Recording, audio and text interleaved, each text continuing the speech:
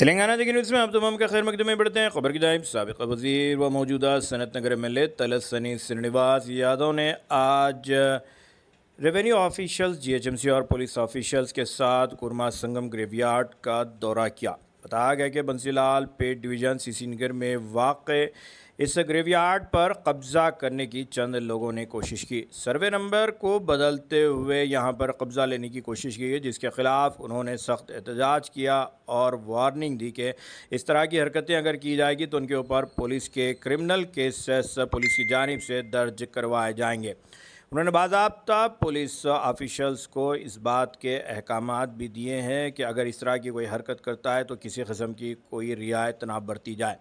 बताया गया कि इस मौके पर उनके हमरा कॉरपोरेटर कुमारी हेमलता के साथ साथ DC नायक सिकंदराबाद, तहसीलदार पांडु नायक, कुरमा संगम के leader Shiv Prasad, Venkat Babu, Arun Kumar, Suresh Bihar division president Venkatesan Raju, leaders Lakshmipati Yechury, Mahesh, Prem Kumar, Shanti Kumar, Srikanth Reddy, Kumar Yadav, Abbas, Faheem व दीगर मौजूद थे। अगर अभी तक आपने इस चैनल को सब्सक्राइब नहीं किया तो फौरी कर लें। आलमी मुल्क की रियासती मुकामी खबरों के लिए देखते रहिए आपका अपना चैनल तेलंगाना दिक्कत न्यूज़। అది శ్మశాన వాటికనే అయితే వాళ్ళు కోర్టులో ఏదైతే స్టే తీసుకుంటారో అది చెల్లదు. అది వీలైనంత తొందరగా వెకేట్ చేసి అప్పటి వరకు GHMC వాళ్ళు సీజ్ చేసి వాళ్ళ కంట్రోల్లో పెట్టుకుంటారు. ఫర్దర్గా ఎట్టి పరిస్థితుల్లో ఇక్కడ కన్స్ట్రక్షన్ జరగదు. రెండోది వన్స్ కోర్టుల కేసు క్లియర్ అయినాక అయితే వాళ్ళు చూపించిన సర్వే నంబర్ అనేది అది ఇది కానే కాదు, అది ఎక్కడో కింద ఉంటుందండి. నాకు రెవెన్యూ వాళ్ళు చెప్పినటువంటిది ఆ రికార్డు ప్రకారం తీసుకుంది. బట్ వాళ్ళు ఆ సర్వే నంబర్ ప్రకారం స్టే తీసుకొని అది ఇదే అని చెప్పి వాళ్ళు క్లెయిమ్ చేసుకుంటారు. అది చెల్లదు కూడా. బట్ ఎట్టి పరిస్థితుల్లో ఈ రోజు నుంచి కన్స్ట్రక్షన్ అనేది ఇక్కడ జరగదు. ఇది అబ్సల్యూట్లీ ఆ కుర్మ సంఘానికి సంబంధించినటువంటి శ్మశాన వాటికనే. తప్పకుండా వన్స్ GHMC సీజ్ చేసుకుంది, ఆ తర్వాత రెవెన్యూ డిపార్ట్మెంట్ వాళ్ళు కేసు వీలైన తొందరగా క్లియర్ కాగానే ఆ శ్మశాన వాటిక కావాల్సినటువంటి ఏవైతే ఫెసిలిటీస్ కానీ అవసరాలు, కొంత వాటర్ అవసరం ఉంటుంది, కొంత కన్స్ట్రక్షన్, అవన్నీ కూడా నేనే కట్టిస్తా అని చెప్పిన ఎట్టి పరిస్థితుల్లో కూడా దాన్ని వదిలిపెట్టే సమస్య కేవలం ఏదైనా సార్ అంటే 16 ఎకరాలకు సంబంధించిన గ్రేవయార్డ్ చూపెడుతుంది కదా.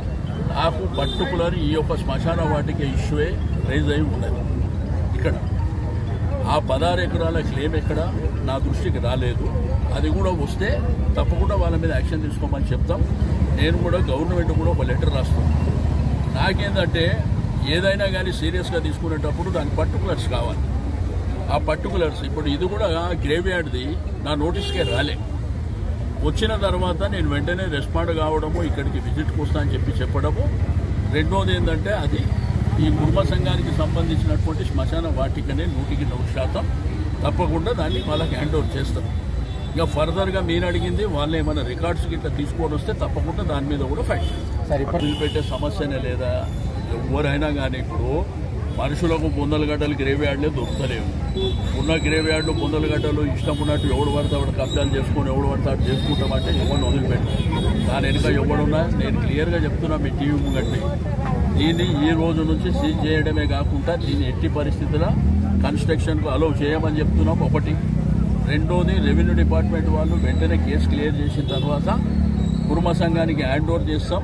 దాన్ని ఫెసిలిటీస్ అన్ని క్రియేట్ చేసి హ్యాండ్ ఓవర్ చేస్తాం. మాట్లాడిన ఎస్ఐలు వాళ్ళతో మాట్లాడిన CA గారితో కూడా మాట్లాడి అది తెప్పించేస్తాం.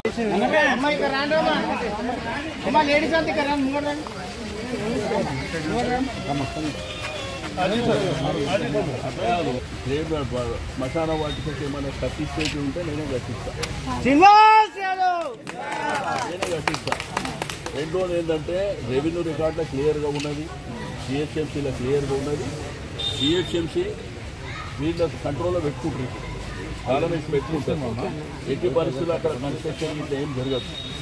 ఏదైనా జరిగితే నాకు వెంటనే చెప్పండి, వాళ్ళ కంట్రోల్లో ఉంటుంది.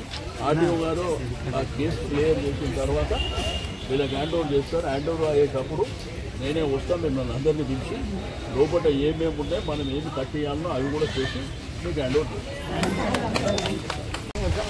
వద్దామనుకుంటున్నాను చేరుకుంటా, వీళ్ళు కూర్చొని ఎవరు పడతారు ఏది పడతారు మాట్లాడటం లేదు. సమస్యలు చెప్పాలి. మాకు చెప్పినప్పుడు నేను రియాక్షన్ కాకపోతే మీరు అనుకోవాలి. అంతేగాని నాకు చెప్పరు, నా దగ్గర అడగరు. నేనేదో టీవీలు పేపర్లు చూసి రావాల్సిన అవసరం ఏర్పడుతుంది. నేను ఆల్రెడీ చెప్పిన నిన్న రమ్మని. గవర్నమెంట్ స్టే ఉంటే ఈ సర్వే నెంబర్ కాదని చెప్పడానికి రైట్ మనకు ఉంటుంది. స్టే అనేది స్టే వాడు తీసుకున్నా అది పర్టికులర్ సర్వే నెంబర్ కాదు, అది మన రికార్డులో ఉన్నది. మీరు కోర్టులో క్లెయిమ్ చేయండి. ఇది ఈ పర్టికులర్ సర్వే నెంబర్ ఆ కింద ఎక్కడో వస్తుంది అనేది మీరు తెలుసుకుంటుంది.